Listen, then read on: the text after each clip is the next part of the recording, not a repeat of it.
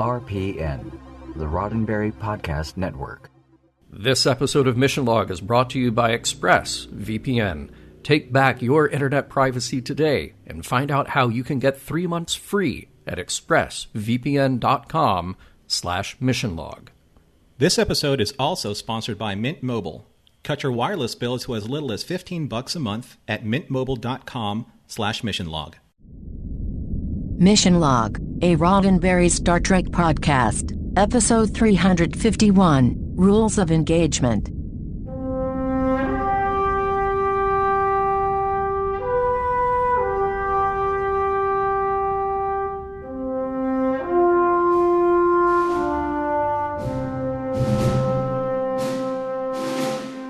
Welcome to another episode of Mission Log, a Roddenberry Star Trek podcast. I'm Norman Lau. And I'm John Champion. Each week on Mission Log, we explore the morals, meanings, and messages of each and every episode of Star Trek.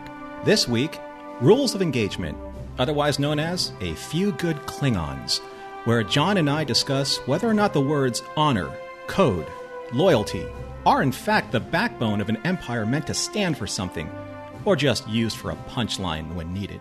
We'll engage with Rules of Engagement in a moment, but first, a word from ExpressVPN, giving you back your internet privacy. Norman, I've talked many times about how I'm a fan of ExpressVPN. First of all, it keeps my internet browsing private and secure. It's also easy to set up. It's also fast. And I realize that over the last several weeks, well, we've all been working from home a lot more. And I do everything from home, and I do it all through ExpressVPN. Of course, I'm doing work. Of course, I'm doing my banking and paying bills. And I'm doing a lot more communications with people over the internet as well, whether it's video conferences or phone calls. All of that is data that I want to keep private and secure. Now, ExpressVPN to me is the easiest way to do that. I simply log in and I can see very easily if it's switched on or switched off. And when I do switch it on, ExpressVPN keeps my internet connection fast as well as secure. And hey, there's a little known upshot to using ExpressVPN. Because it allows you to change location, you can get and stream data like news information from all over the world. So protect yourself today with ExpressVPN. It costs less than $7 a month, and it comes with a 30-day money-back guarantee. Protecting yourself with ExpressVPN costs less than $7 a month. It comes with a 30-day money-back guarantee, and wherever and however I'm working, ExpressVPN protects my connections, and at speeds that impress me every time. Protect your online activity today and find out how you can get 3 months free at expressvpn.com/missionlog. That's expressvpn.com/missionlog for 3 months free with a 1-year package. Visit expressvpn.com/missionlog to learn more. And a big thanks to ExpressVPN for sponsoring this week's show. Now, if you'd like to get in contact with us, please follow us at the following subspace signals. Now, the mission of Mission Log isn't just about us. It's about you, too. And that's why we want to hear from you. If you're so inclined, please give us a like or share on Facebook or Twitter, where you'll find us at Mission Log Pod. Tell others about us there, or leave us a review at Apple Podcasts. We'll share them on an upcoming supplemental episode. You can also reach us on Skype at Mission Log Pod or by calling 323-522-5641. Our email address is missionlog@roddenberry.com. And remember, we may use your comments on an upcoming episode of Mission Log. Now, I've been advised by legal counsel that I have gone over my allotted time, and I must relinquish the floor for Mission Log Trivia with John Champion, Esquire. Thank you, Norman. You'll hear from my attorney about that. Today's story, Rules of Engagement, was written by Bradley Thompson and David Weddle. The first story credit that we have here on DS9 for these two, and it's an interesting circumstance that got them here and, well, signed on for many episodes. With only a couple of professional credits under his name, David was friends with Ira Steven Behr. The two share a huge mutual appreciation for Sam Peckinpah. In fact, David had written a biography on Peckinpah, which Ira loved.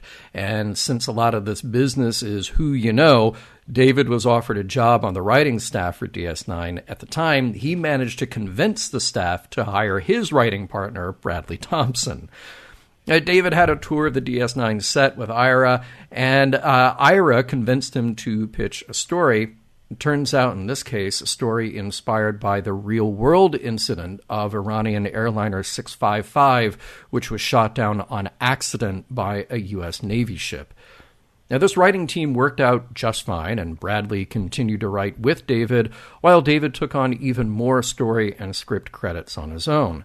They both continued to work together on Ron Moore's Battlestar Galactica right up through his show for Apple TV, For All Mankind.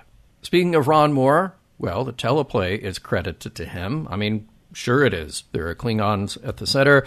That's not always Ron's purview, but it's pretty much always a good bet. This story, by the way, would have originally focused on Sisko, and just to add another layer of technical intrigue, it even featured a holographic ship in question. Ira nixed that idea and brought it back around to Worf and a real Klingon ship. We also have Ira to thank for the convention of allowing the characters to speak directly to the camera, and by doing so breaking that fourth wall. We'll talk more about that later, I'm sure. This episode was directed by LeVar Burton, and here's LeVar really putting in the overtime hours as a director on DS9. We just reviewed his episode Bar Association, and he will be back for 6 more episodes here, then on to Voyager and Enterprise. Let's talk about guest stars. We have Admiral Talara, played here by Deborah Strang in her only Trek appearance. She's made the rounds on a number of soap operas like Port Charles, General Hospital, and Days of Our Lives. She also has picked up a number of TV guest roles, some feature films along the way like Kiss the Girls, and a few voice acting roles like May Parker in the animated The Spectacular Spider-Man. Finally, Ron Canada steps in as Klingon advocate Ch'Pok.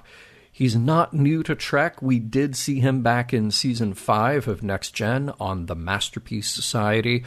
Like many other Trek actors, Ron has a background in live theater, as well as TV and feature films. He may be the only so far who actually had an extensive career as a TV news reporter as well. For that, he picked up a local Emmy for his Washington, D.C. correspondence work and another award from the Associated Press, both in the late 70s. He's definitely one of those actors who works all the time, and some of his other Trek crossover roles include recurring stints on both Boston Legal and more recently on The Orville. He will be back one more time on Star Trek in yet another alien role in a few years on Voyager.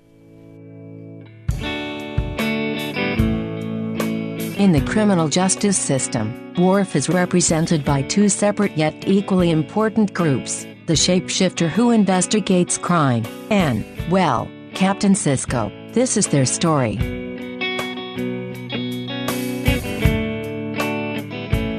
Prologue.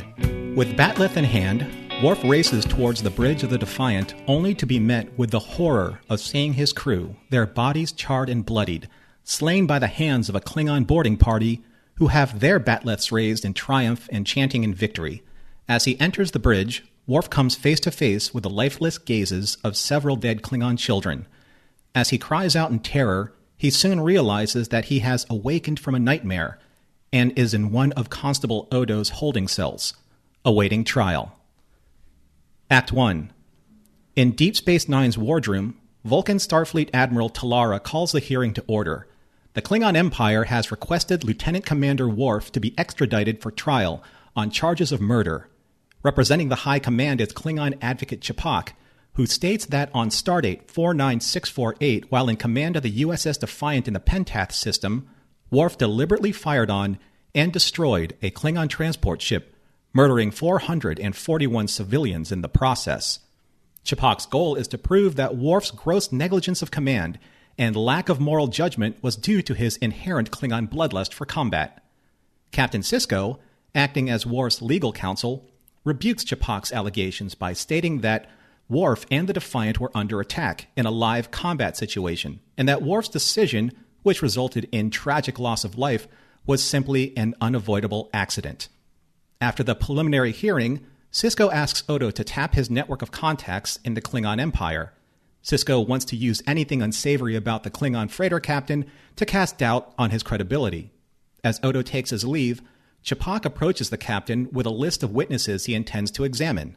He remarks that once Worf is extradited, the Federation's position in the quadrant will be weakened by admitting that Worf is in fact a murderer, and any Klingon retaliation or reprisal will thusly be justified in the court of public opinion.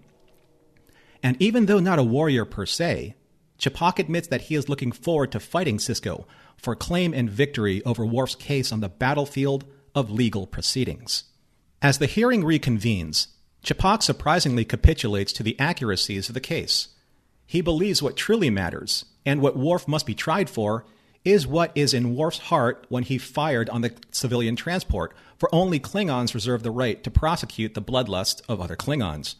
Sisko argues that it is impossible to prosecute Worf's intent, but the Admiral allows Ch'pak to pursue his investigation, but only to its logical conclusion. Ch'pak calls Dax as his first witness and establishes her expertise in Klingon society, or more specifically, Curzons. As she endures Ch'pak's examination, Dax maintains that Worf is always in control of his warrior's rage and instinct for battle, and knows when to pull back from a point of no return. However, Ch'pak enters a copy of Worf's personal database into evidence, to which Worf has no objections, for he admits he has nothing to hide. Ch'pak asks Dax if she is familiar with Worf's holosuite program of the Battle of Tong Vei.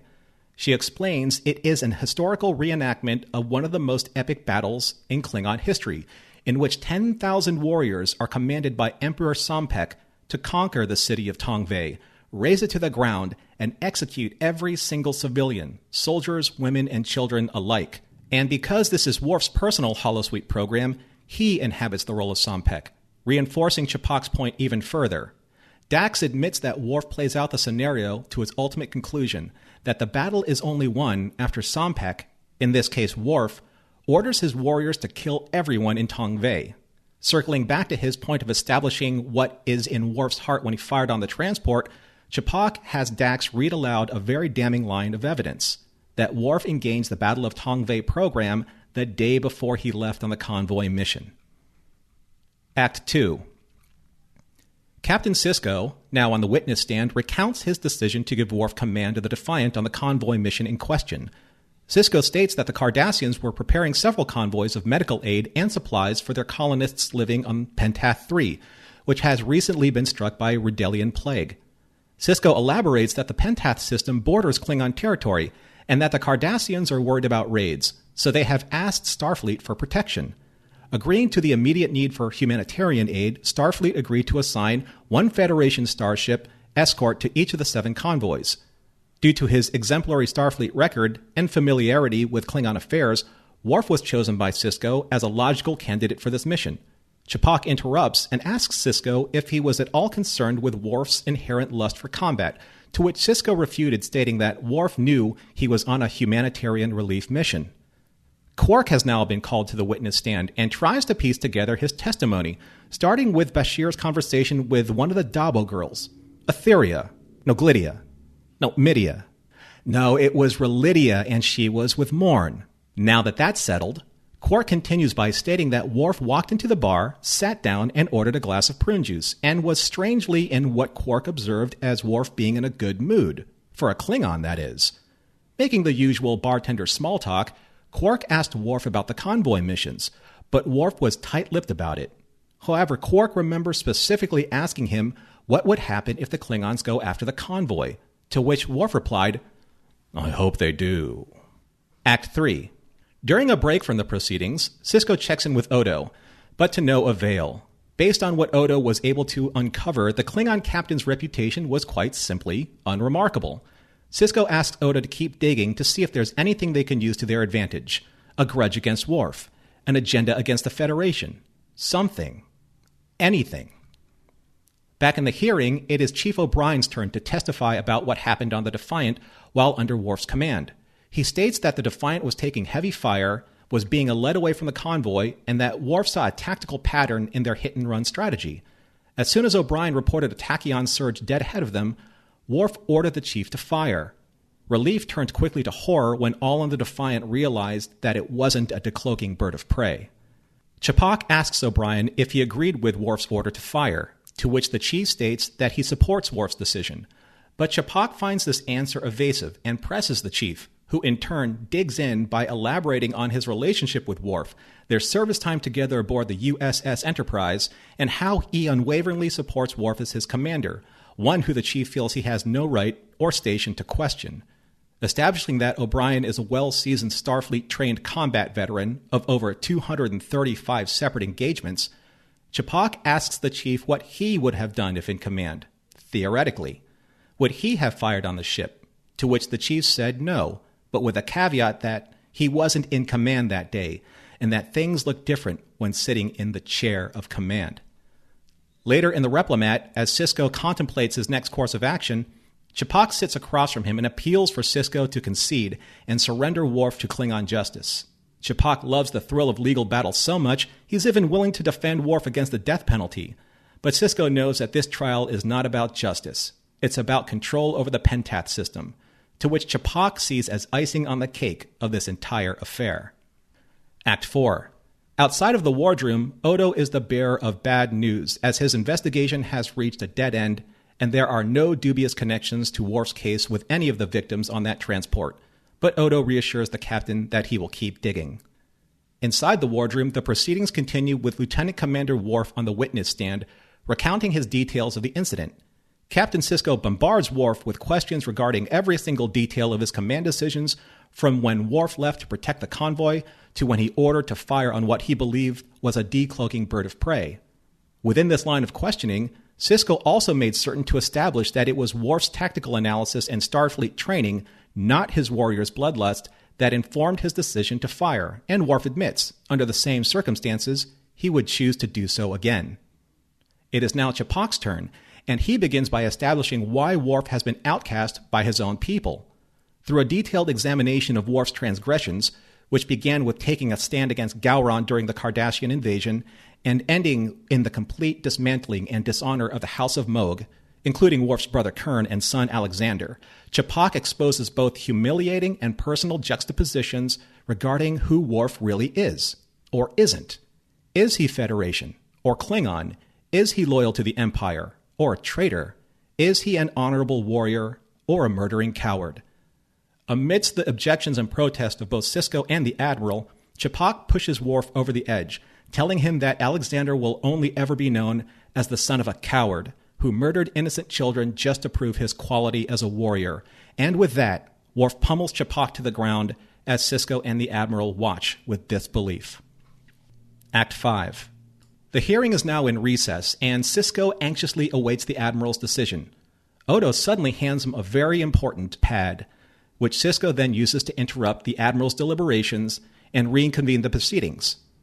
Sisko enters this pad as new evidence and invites Advocate Ch'pak onto his battlefield. Sisko maneuvers Ch'pak into agreeing that there is in fact a level of distrust and paranoia between their governments. They are not friends, nor enemies, nor allies. Each organization exhibits a prudent and mutual distrust of the other based on mutual acts of deception, and in this case, the deception of what actually happened to the 441 innocent civilians who Ch'pak declares as having died at the hands of a coward. However, Odo did in fact unearth very crucial details pertinent to this case, 441 details as a matter of fact, to which he gave Sisko on that very important pad. According to that information, 3 months prior to this hearing, a Klingon transport ship crashed in the mountains of Galorta Prime. The names of those passengers, all of whom died in that crash, were used to create a new passenger manifest for a certain cargo ship through broadcasting false sensor images would appear before a Federation ship commanded by a certain Klingon Starfleet officer, if in fact the only Klingon serving in Starfleet, so that he would be blamed, the Federation would be forced into stop escorting Cardassian convoys, and that the Empire would seize control of the Pentath system. All to which Sisko asked Ch'pak, to all of these allegations, isn't it possible? And to which a defeated Ch'pak exhales, yes. Later on the Defiant, Worf admits to Sisko that Ch'pak did in fact get the best of him, proving that he did in fact seek out opportunities for vengeance for what the Empire has done to him. Sisko chastises Worf for his actions, citing that when wearing the Starfleet uniform, civilian lives come before all else, no matter the cost, professional, personal, or otherwise. As Captain Sisko persuades Worf to join his own post-hearing victory celebration, Worf laments the weight of his responsibility that comes with wearing the red uniform, to which Sisko replies, "Wait till you get 4 pips on that collar. You'll wish you had gone into botany." The end. Botany Bay. Oh, no. Different movie. Hey, that's cool. Like, if you don't kill a bunch of people, you get a party. Oh, yeah. That's, no harm, no foul, right? That just makes sense. Let's throw a party. Really, really need to have a party for this. I found that it was interesting that Sisko was chosen for Worf's legal counsel in these proceedings. Yes. I thought that because of the weight of what was going on, that Worf was going to be extradited to the Klingon Empire and turned over to their system of justice. That obviously the Empire sent in probably their best, legal counsel, and Worf is represented by Sisko. And I'm not saying he couldn't do it. I'm just saying that wouldn't Starfleet have their own lawyer for this? Right. There have to be Starfleet lawyers just ready to go with this kind of thing. Come on. I mean, where's Samuel T. Cogley? He's still practicing somewhere. He's got to be. That's a deep cut reference. Awesome. Yeah, that is. Although, Ch'pak is so well suited for this. He should actually have his own show. I think it should just be, Ch'pak, Klingon lawyer, coming to NBC this fall. That should be totally a thing. Well, also I felt that Ch'pak, I believe that the odds were stacked against him because when you think about it, he has to travel to Deep Space Nine. He has no allies on the station, and he walks into a wardroom, a makeshift courtroom that has one Federation legal counsel that represents Worf, and also a Federation admiral he's residing over the proceedings. Isn't that less than objective? Right. Yeah, I did wonder how you justify that. I mean, yes, Worf is a Starfleet officer, Starfleet being this sort of quasi-military thing. What channels do you have to go through to say, no, he's ours now? You'd have to have some cooperation from Starfleet, but it does seem like the scales are a bit more tipped in Starfleet's favor, and therefore Worf's favor in this. You just have to assume that they're going to do the right thing here. It is a little strange. Unless, of course, that because the Admiral is a Vulcan would be dispassionate against anything but the facts. Although she is not always dispassionate. I actually had to go back and go, all right, wait a minute. She's definitely Vulcan, but sometimes her ire gets raised a little. I was kind of surprised there with that. I thought Ch'pak had this line, it's a matter of pride for the Federation that Starfleet officers never lie or commit fraud. And I thought that's so cute. He must have watched Justice, and the words of Wesley Crusher really affected Ch'pak. He must be like, yeah, that's right. They don't lie. And at the same time, whoever has the bigger guns wins the bigger legal proceedings. Yeah, pretty much. Yeah. All right. You mentioned it in the recap, and I love it. Bashir talking to the Dabo girls. and Quark telling the story, and then made even better by incorporating Morn into the bit. He almost spoke. What a tease. It was perfect. That edit was perfect. I mean, it's not only a great setup, but that edit was absolutely perfect. Just this jump right back into the courtroom. Loved it. Such a good bit. Odo had this interesting line, I'm always suspicious of people who are eager to help a police officer. It's funny. Like, it's so perfectly Odo. That is a great line for him. I mean, yet he sort of paints himself into this corner by saying that, or by definitely believing that. Well, wait, but if they're here to help you, you don't believe them. But if you don't believe them, how are you going to get help? Odo, you're making this too difficult. But it also kind of gives him that out of, I'm going to keep digging because I'm suspicious. Right. Just always, just Odo, a constant state of suspicion. That is his defining trait there. Hey, let's talk about cool ships here for a minute. So O'Brien says in his scenes here, there are 2 Klingon ships, a bird of prey, and an old battle cruiser. So first of all, very cool to see these 2 on screen together in this scenario. But that bird of prey is old too, right? I mean, we've been seeing it since Star Trek 3. Isn't that when we got introduced to the bird of prey? So about 100 years ago in the Star Trek timeline. And the battle cruiser is old too, although there have been many variations on that design in different time periods. And in this era, they generally have that green tinted paint job to sort of reflect the way that the bird of prey looks. I mean, they both look awesome. And I am a big fan of that original battlecruiser design. I just think it's so slick. But yeah, it was funny to hear him say, like, oh, it's this old thing next to this new thing. No, not really new. Bird of prey, not new. Something that I like in this episode quite a bit, Ch'Pok and Sisko's interactions outside the courtroom. Mm-hmm. I thought just spoke volumes about what we get inside the courtroom, too. So good, so well played, and just 2 terrific actors together on screen. And Ch'Pok has this line when he's sort of needling Quark. He says, "The person I pity most is Alexander." To which I expected Worf to say, "Who?" You know, yeah. And you would think, because of the way that we have kind of poked fun at the way that Worf dismisses his son throughout the course of, I don't know, every time that we talk to him or see him talk, this would have been the moment when he said that Alexander will be shamed because his father will only be known as a coward and a murderer of children. Mm-hmm. That's when Worf, you know, basically he sabotages the entire trial and his defense and attacks a Klingon official. Yeah. I mean, that should not be taken lightly as a point. Right. Yeah, 100%. Yeah.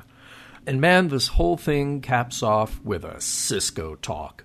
What that is quite the talk. And I love how he leads Worf into it. That was your first mistake. What was the second? Mm-hmm. I mean, boom! Oh, it's just so good. But then he gives it. It's like the feedback sandwich at the end. It's like, oh, hey, you're going to earn that extra rank pip, and one day you'll be captain. And I thought, oh, how cute! We're finally setting him up for Captain Worf. I can't wait until we get there in the series. Eventually, agree. Yes, still waiting. I wanted to spend a little bit of time talking about probably the best part of this episode, and that's Ron Canada. Oh, absolutely. Yes. I mean, Ron Canada, even though he's acting behind all of the Klingon makeup applications, if you really watch his performance and really just soak in like what he is doing as this advocate, I think that his performance is remarkable. And it's just a pleasure to watch. And there's this, even though he's not a warrior per se, he still has that warrior's instinct to try and beat down his opponent and make them submit and to claim victory over whatever you're arguing about. He could be debating over the color of the sky. Like he said, I would actually advocate for Worf against the death penalty because I love the verbal fighting so much that this is me as a warrior. Yeah. He's a warrior in the courtroom. Mm-hmm. Absolutely. Yeah. See, that again, that's why I think he just has to have his own series. I would watch that, man.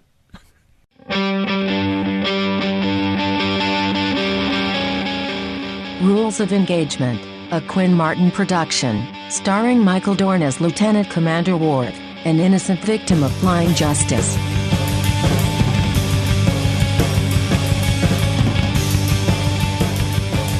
We will re-engage Rules of Engagement in a moment. But first, a word from Mint Mobile. Hey, it's 2020, and I've got a question for you. Mm-hmm. Have you been looking at your wireless bill lately? Because it's just a hunch, well, maybe not a hunch, maybe the actual truth, that you're probably paying too much. Yeah, You're probably paying too much on your wireless bill. So look, network coverage is better than ever. I mean, no matter who your wireless provider may be. So why are you paying more for the exact same service? That's where Mint Mobile comes in. They can cut your bill down to $15 a month for the same premium coverage. Now, I know that you're probably thinking this is too good to be true, but believe me, these guys know exactly what they're doing. Here's the thing. With your current wireless bill, you're not just paying for the service. You're paying for expensive retail stores. You're paying for marketing and overhead and all the other expenses that come along with it. So that's why Mint Mobile came in and said, look, we're going to reimagine the whole way that you buy wireless, and we put it all online. So without all that expensive overhead, they just pass the savings on to you. So Mint Mobile makes it very easy to cut your wireless bill down to just $15 a month. Every plan comes with unlimited nationwide talk and text, plus very fast 4G LTE. And you can use your phone with any Mint Mobile plan and keep your same phone number along with all of your existing contacts. So if you're not 100% satisfied, Mint Mobile has you covered with their 7-day money-back guarantee. In today's dynamic of the lockdowns, everyone should at least have a little bit personal responsibility in looking at your own bills. This is your money, and you have to make your money stretch as far as possible for as long as possible.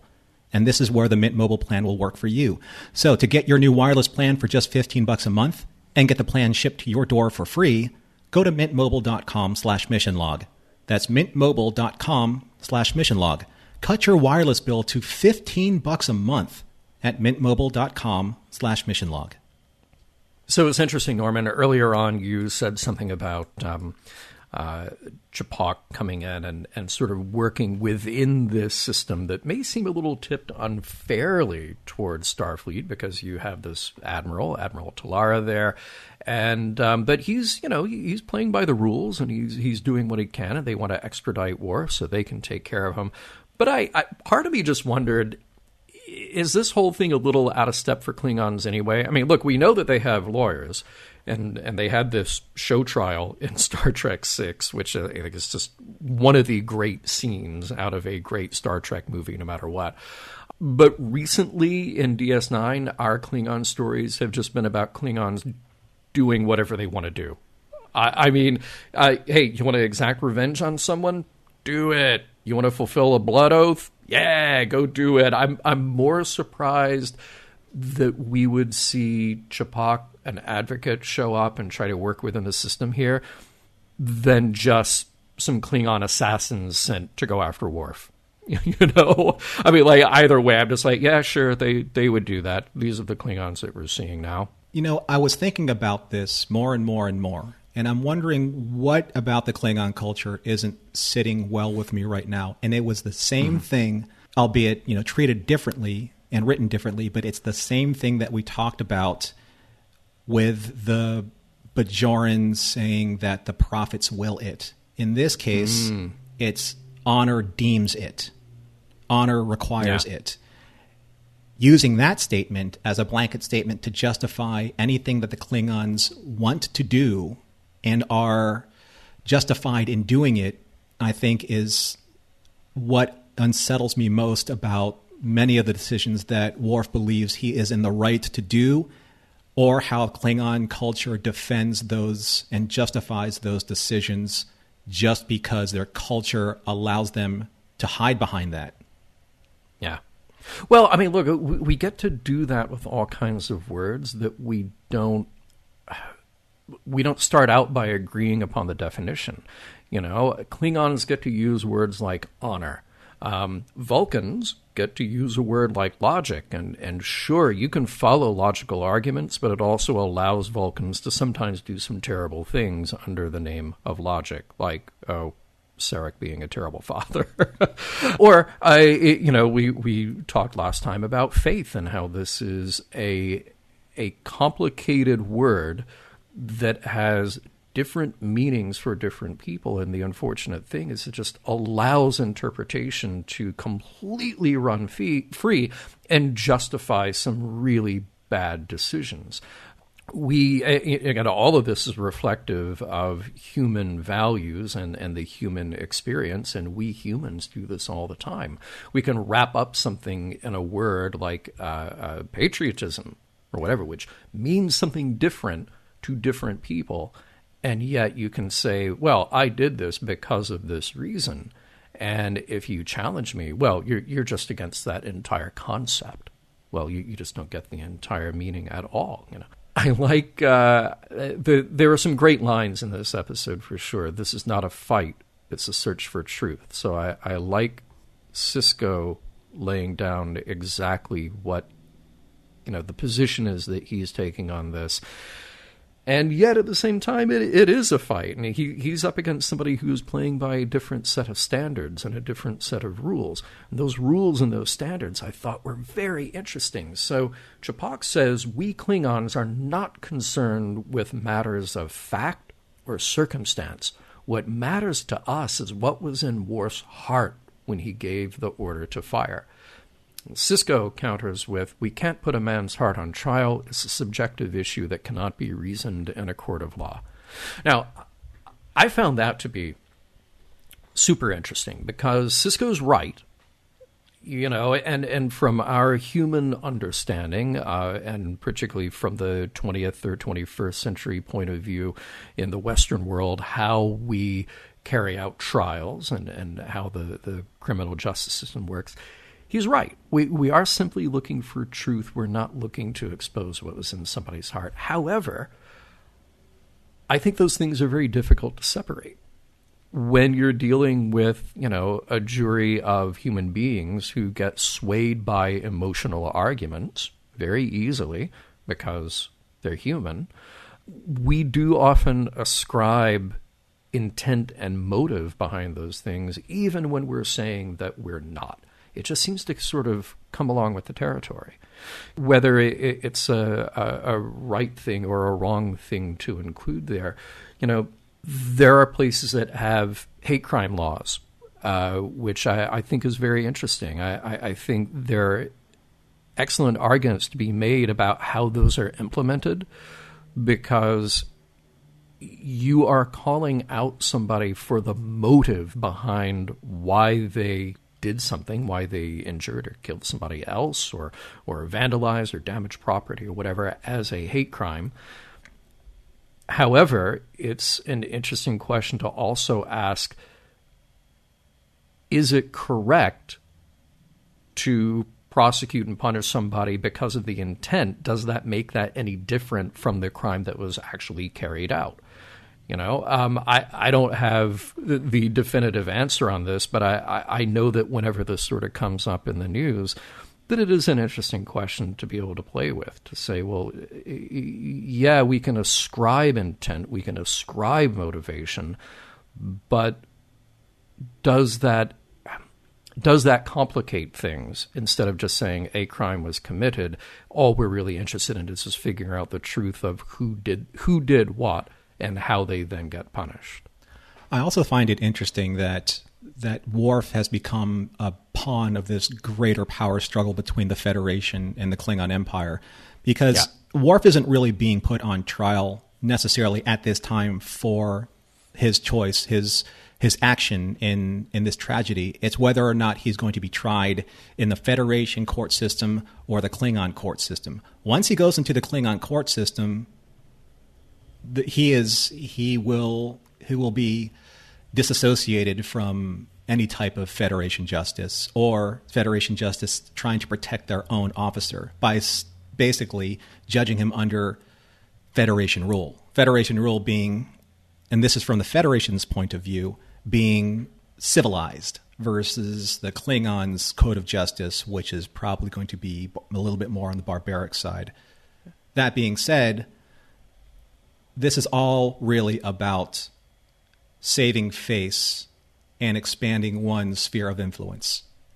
And the battle that you were talking about, John, is this kind of will between the Federation represented by Sisko and the Empire represented by Ch'pak, and whose deception here is going to win out in the end. It is there's a very famous saying that sometimes the best weapons are not necessarily weapons of war. It's weapons of words. And that's what's happening here. It's like, who has the better weapons? But it still doesn't work for me because there's a Federation admiral that's overseeing the entire proceeding. All right, here's a question for you, because when the big reveal happens that the ship didn't have those people on it, that the names were faked, they were from another accident long before, do we assume that Ch'pak did not know this? Because I think it's fair either way. I think it's fair to say that this is new information to him. He's just there doing the job to the best of his abilities. But he is also a pawn then in this, well, quote, conspiracy, to frame Worf and to extradite Worf so he can be punished just for being, an enemy of the state. So you look at this and say, all right, Ch'pak didn't know about it, but it's convenient that he can be manipulated and then manipulate the machinery of justice to get Worf out of there to do what we really want to do to Worf. But whether he knows about it or not, a certain level of higher-ups, a certain level of people within the Klingon Empire orchestrated this. They figured it out. So get Worf to wherever he's going, it doesn't matter at a certain point. It's all a show anyway. It's all a show trial no matter what. It's just a way to get Worf back there to punish and kill him. I think that this whole situation was operating at like Obsidian Order Tal Shiar levels of conspiracy. Yeah. Because when you really look about it, if the Klingon Empire wins all of the agendas that they have put in motion, that means that they extradite Worf and they can end the House of Mogh, and Gowron wins unequivocally. He erases the House of Mogh from history. Worf being the factor in there. And then they win the Pentath system, because then the Klingons are going to be able to move in because the Federation will be shamed out of defending that position against the Cardassians, because, like Ch'pak said, any reprisal by the Klingons is just them revenging themselves against this tragedy. So it's win-win. If they only lose 1 point, it's still a win. They either get Worf or they get the Pentath system. I don't think that they were factoring on lose-lose. I don't think that they were factoring on Odo finding that connection. And I think that's why that final scene where Odo's like, take this pad, it's really important. And I don't trust anybody that's willing to give me information so easily. That was the red herring for Odo, and he was sniffing out something false, and he was like, no, you're just giving it up far too easily for me to trust this. Yeah. And I think that's the thing that the Klingons didn't expect. They didn't expect Odo to be the one to flip their strategy. And I do think that Ch'pak was caught unawares, because it's either Ron Canada's that good of an actor or didn't interpret the meaning behind his script. But when he was like, a what? That's when Sisko's like, oh, you didn't know? I don't think that Ch'pak was acting. I think that he was there. It was going to be an open and shut pretrial case. He was going to take Worf back to Kronos, and that would be the end of it. And he's like, yep, next mission. I'm good. I'm the Denny Crane of the Klingon system. Right? Denny Crane. Crane. See, the Klingons didn't count on there being a paper trail for everything. There's always a paper trail. So if however many it was, 441 people go down in a ship in the mountains, somewhere, somebody is going to have a record of that. The families of those people know what happened. It's very hard to erase. So look, very complex plan here, but also very difficult to pull off. But John, are we assuming then that when the transport went down in the mountains, that the Klingons were basically like, is there a way that we can just shelve this for something later? Right. Because it wasn't like the day after. It was 3 months after. Yeah. So what happens to all the families, the grieving families of all of these people? They weren't soldiers. They were civilians. They were women. They were children. Right. And their families, they would want to know something about that. I mean, no investigation can get shelved for that long. Yeah. So that's a conspiracy. I mean, that's a lot of moving pieces to try and keep out of the public information. Well, I think at best you have to figure the Klingons not all right. Look, this happened on our turf with our ship. We might have a record on this. We might be aware of the grieving families and all of the aftermath of that crash. But somebody at a space station way off in the Bajoran system, they're not going to know the names. They're not going to follow up on that. I mean, for incidents that have happened where there's been a crash or whatever, we definitely don't know the names of the people who were in a crash in, somewhere on another continent. So maybe, just maybe, they thought it would get overlooked, but they weren't counting on Odo and his keen sense of investigation. One of the things that probably the sticking point in this episode that just really did not sit well with me was Worf was so easily emotionally manipulated by Ch'pak to the point where he lashed out against him physically, proving Ch'pak's point that Worf has this inherent bloodlust for combat, that when he's challenged, he chooses violence over any other action. That's what he wants to do. He wants to lash out. He wants to retaliate. He wants to revenge himself about what just happened or how it transpired. And that was it. Ch'pak literally had the right to try Worf on that alone. You attacked an official in court, right? So why did it just kind of poof, just go nowhere? Yeah, I mean, that is a good question. Because it's like, hey, I'm going to prove that you're so Klingon. I'm going to corner you so you have to attack. Therefore, hey, I'm right. You are so Klingon that you attacked me. Yeah, and then we're moving on. Right. Like literally when Worf gets up and beats him down with really nice martial arts, Klingonese stuff. Oh, sure. Yeah. It's like that's exactly why they are there. That's exactly why Ch'pak is arguing his point, is that Worf is a warrior and he chooses violence over reason. Period. You could not illustrate a point more clearly than that at that moment. And that just is like, okay, it must be something to do with honor or something. And that is why Ch'pak is so good. Denny Crane. There are three kinds of folks who sit around and think about how to kill people: psychopaths, mystery writers, and Klingons. I wonder what kind pays better.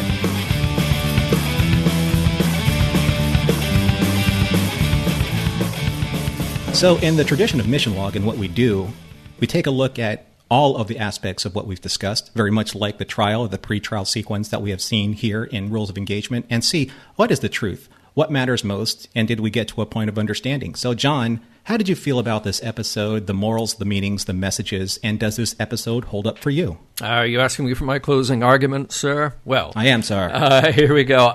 Look, it's good. It's a very good episode. I don't think it's necessarily the greatest Star Trek or the greatest DS9.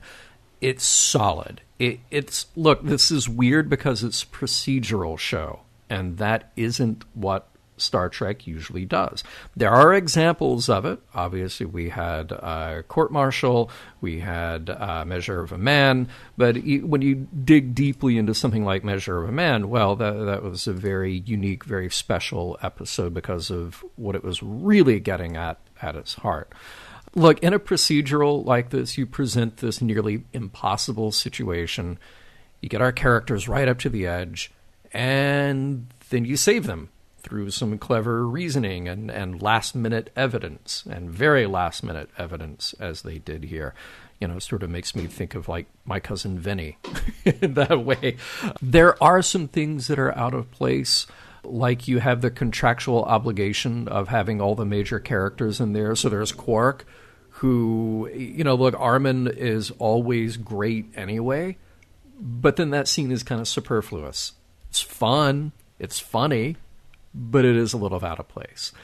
I love the stylistic choice here to have the characters break the fourth wall. And you really can't get away with that most of the time. I can't think of any other example in Star Trek where they've done that. Most shows can't and don't get away with that, so they don't do it. But somehow, it really works here. And I'm glad they didn't pull a Save by the Bell and freeze everybody in the scene. I loved how smoothly it was played out, whereas this very organic thing of you're in the middle of a scene, a character turns the camera, but the scene is still happening behind them. Timing was amazing, though, flowing in and out of that. It was just absolutely perfect. Ron Canada, as you pointed out, he just nails it. He's so good as Ch'pak. And this whole thing could have been very dry on paper, but his performance and the creativity in direction, so shout out here to LeVar Burton, those are the things that give this episode life, that make it go beyond just a courtroom procedural drama. If you were to strip all of that away, I don't think it would really be a great courtroom procedural drama. I don't even know if it would be great DS9. Because at the end of the day, well, look, we've spent a lot of time with Worf trying to figure out what makes him tick, kind of beating him up and really figure out where his loyalties are and who he is. This is a sort of like one more look at that same thing. So is it really necessary? Probably not. But from a stylistic, from an acting point of view, it's good. Very entertaining. Very enjoyable. What about you, Norman? Well, I agree. I find nothing on paper or academically wrong or even an issue with this episode. It delivers for me on very many positive strengths. It is a very good, well-acted, well-directed, well-produced episode of Star Trek. And I really think that if you wanted to do it, if fans out there wanted to do it, you could actually do this in a play type format, because there aren't very many sets that you need to change. You have the wardroom, and you have maybe Odo's station, and you have a couple of instances in the hallway, and that's really it. Aside from some of the intercutting of the Defiant shooting down the transport ship, but that can be written out. So that the strengths of this all really hinge on Ch'pak. I don't know if I would have enjoyed this episode as much if Ron Canada wasn't in that role. He really delivered for me.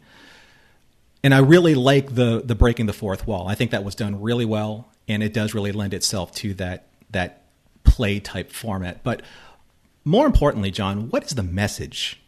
What is the message that you get from this? Hey, before we get to that, I'm going to challenge you a little bit here. Oh, okay, sure. You said something there in your assessment about how this is really strong Star Trek, and I agree with you that this would work well as a play, and I love episodes like that where it's very intimate and it just relies on the strength of the actors. We're not relying on special effects. We're not relying on huge mythologies or anything. It's just like, get to the core of it, get to the heart of it, and who these people are and how they interact, right? That, to me, is the soul of the drama here. But I think about another episode that does that, Duet.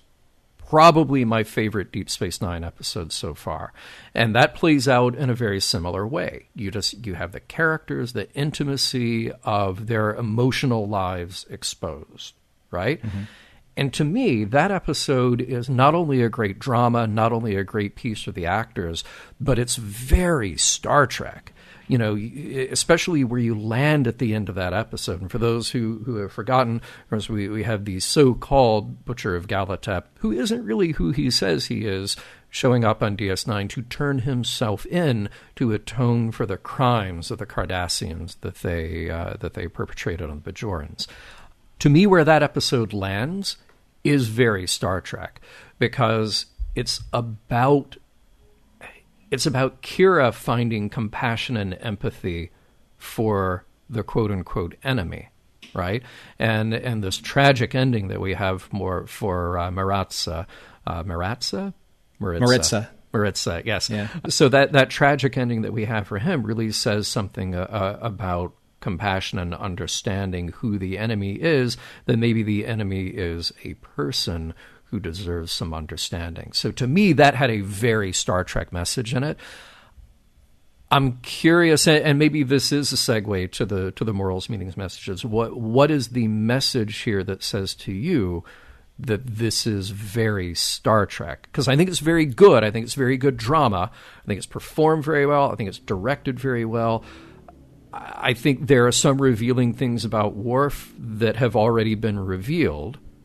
So where is the Star Trek here necessarily? Well, I think it's in the idea of Worf trying to wrestle with living in two worlds, trying to find out his role in both worlds, the best of both worlds, if you will. Because if they spent more time, and I'm not saying that they did it perfectly, and if they did do it with a little bit more nuance, I think that would have been more to the Star Trek mentality that Duet was. Because Duet, the ending in Duet is, bar none, one of the best endings of Star Trek or of TV I've ever seen. The way that they subverted Maritza's and Kira's story. But I think that in that time when Sisko was giving his Sisko dad talk to Worf, if Worf really felt, and if Michael Dorn, and I'm not, no disrespect to Michael Dorn, because I think he's a fantastic actor, but I think that if it was written right, where Worf's like, I have to choose between Federation or Klingon. I have to be one of these two worlds. I can't just keep being forgiven to walk the line between both. Then I think that would have been a struggle, and he had to sacrifice and give up something.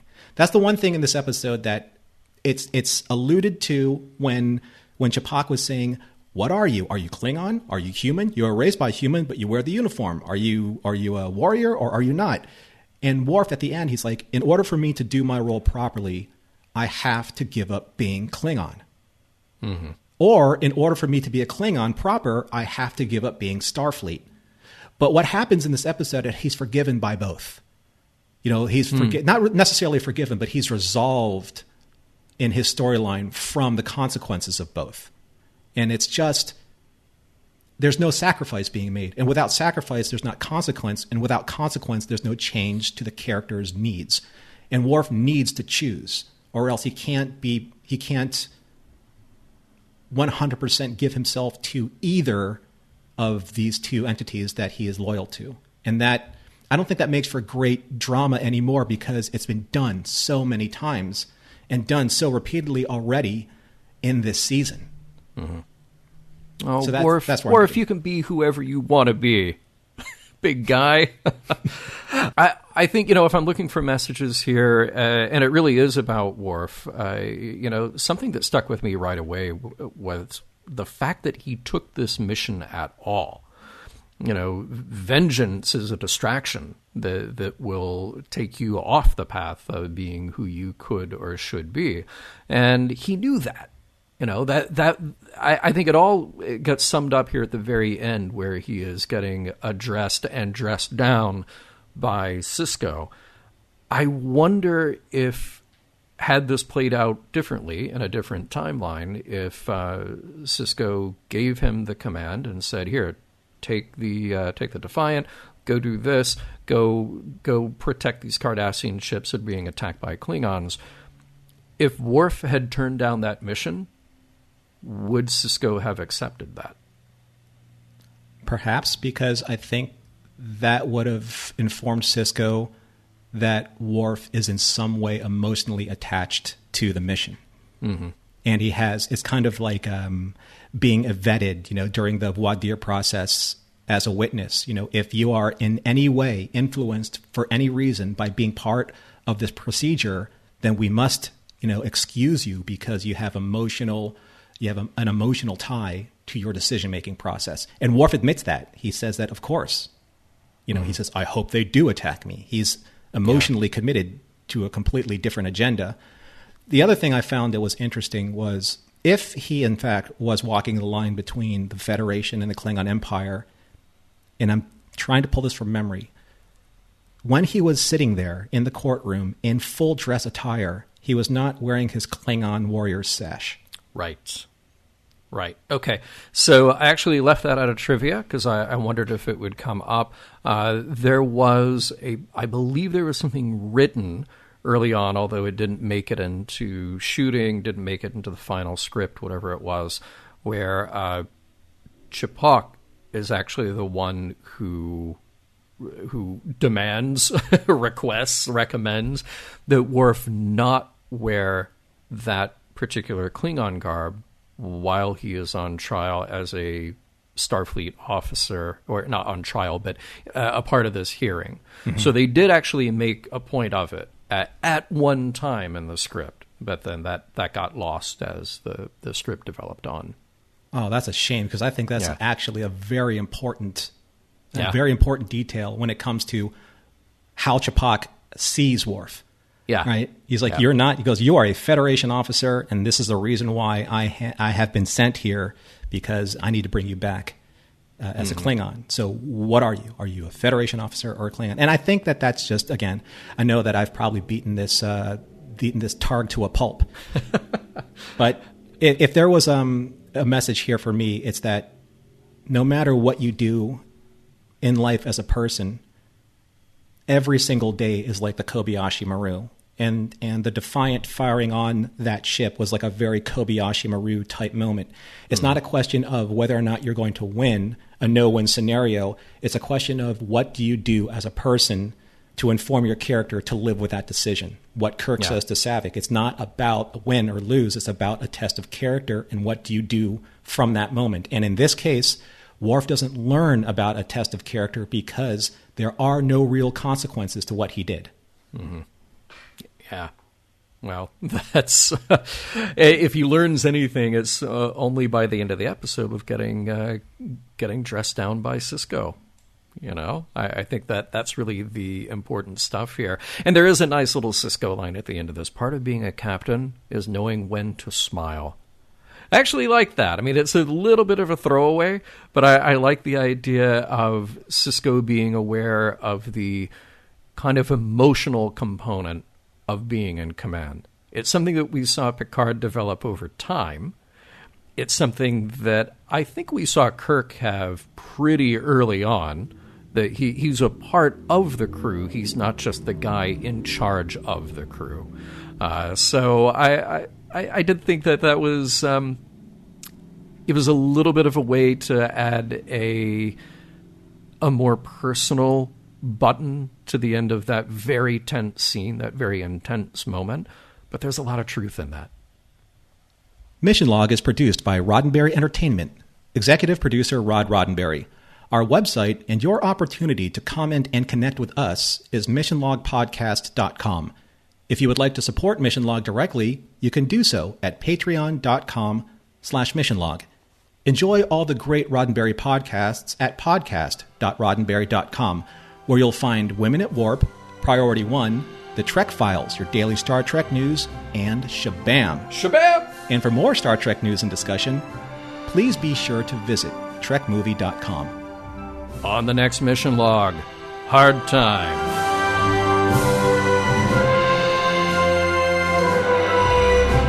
There are 8 million stories in the Naked Quadrant. This has been one of them.